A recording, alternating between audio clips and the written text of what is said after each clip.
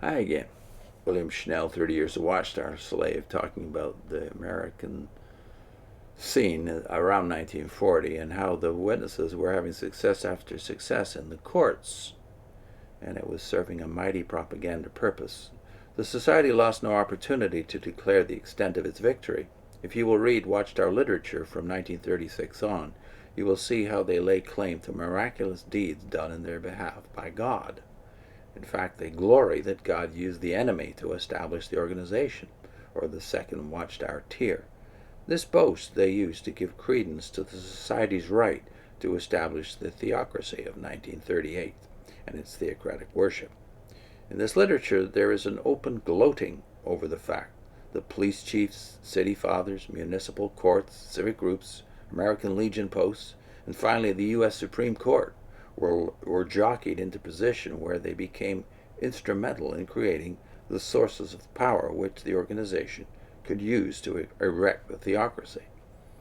Now that Jehovah's Witnesses had been given the status of an established religion, and their religious practice of selling books had been declared a proper religious exercise, they needed actual places of worship like those of the other religions.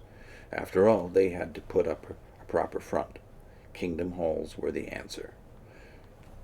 Now that they had legal backing, they stepped up their bid for mass attention from any and all who would listen. There was room in the organization for all. The Christian concept of spirit begetting as a selective standard had long been abandoned. Anyone could easily become a Jehovah's Witness. All they had to do was become a kingdom publisher, go out from house to house, sell books, and report regularly, the placements made and the time spent, and turn in the contributions.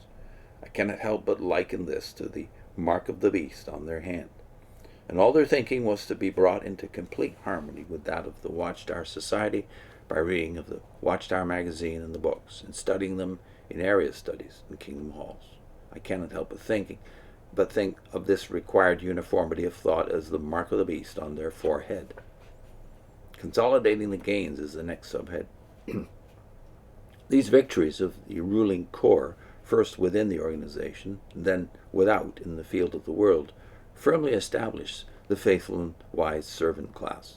The Watchtower Society had now reached the dizzy theocratic pinnacle where it was absolutely impervious to opposition and criticism within the organization. It took full advantage of its position. If any of Jehovah's Witnesses did not cooperate 100% in receiving truths and instructions from headquarters, then the society would no longer deal with them, nor give them anything to do, nor dispense any favors to them. If anyone wanted to represent the society in any measure, he would have to toe the line, or else everything would be taken from him. Thus those who were the most faithful to the society, though their talents might be nil, had the bigger and better jobs handed to them. As it always did when it was possible, the society operated on an ostensibly scriptural basis. In this case, it appealed to the Lord's statement, I say unto you that unto every one that hath shall be given, but from him that hath not, even that which he hath shall be taken from him. It exempted no one from this rule, claiming for itself the power of attorney in distributing the Lord's favor.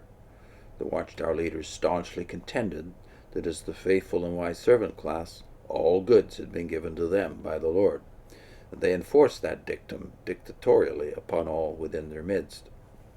Taking full advantage of their self-assumed status as the faithful and wise servant class, they arbitrarily gave away or took away as they deemed it best for the welfare of the organization.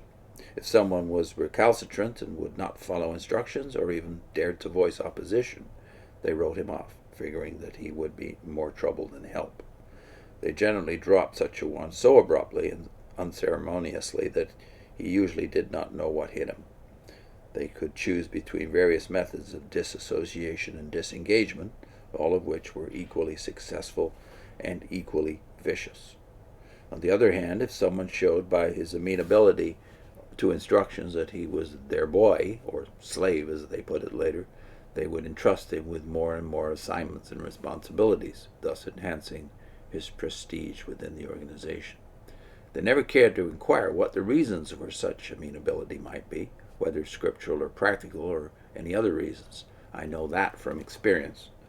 The organization in America was finally reaching the point we had already reached in Germany in 1926.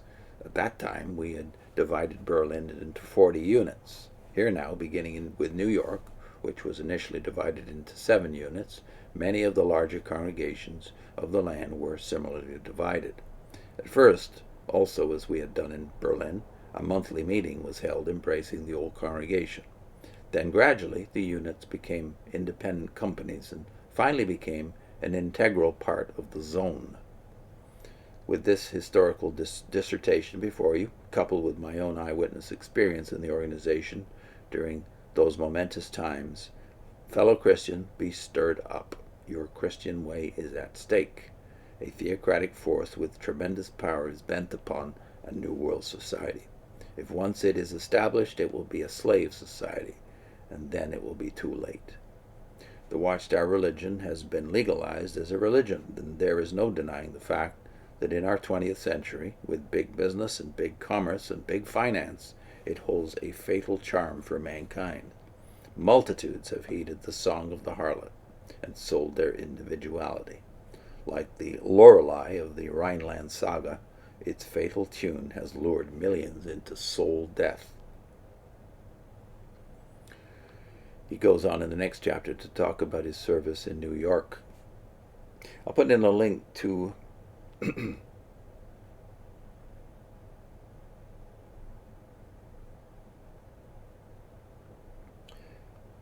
Are the Jehovah's Witnesses fulfilling Matthew 24:14? What did Russell say? This is not just what Russell said, by the way. This is what Rutherford taught, too, for at least a decade after his becoming president. Who fulfilled Matthew 24:14, according to Russell and Rutherford? And also put a link into the Ever playlist. Have Jehovah's Witnesses ever been God's organization? Because there are too many ex-Jehovah's Witnesses clinging to the thought that somehow the organization started well and was indeed blessed by God, but has now fallen off or fallen away. No, our study of the history of the Watchtower clearly shows the Watchtower has never been used by God. So, contrary to what Schnell voices here at the end of this chapter, no, they'll never take over the world because the church is guaranteed success, but all of the trees that the Father did not plant will be uprooted, and we're seeing a serious shaking going on right now. As we speak in the year of 2024, the Watchtower is being shaken seriously, as many cults are by current realities, and failed expectations. That needs to be said emphatically. So what Schnell could not see in the 1950s is, of course, that another 70 years would go by with 3 more dates setting up failed expectations, including the expectation that the latest emergency, the COVID epidemic, brought upon Jehovah's Witnesses in the early 2020s. We're seeing now the falling out that we saw in 1975, and probably the falling out that happened, undoubtedly the falling out that happened in 1925 when Rutherford's failed prophecies about that year went by without anything serious happening. See you next time.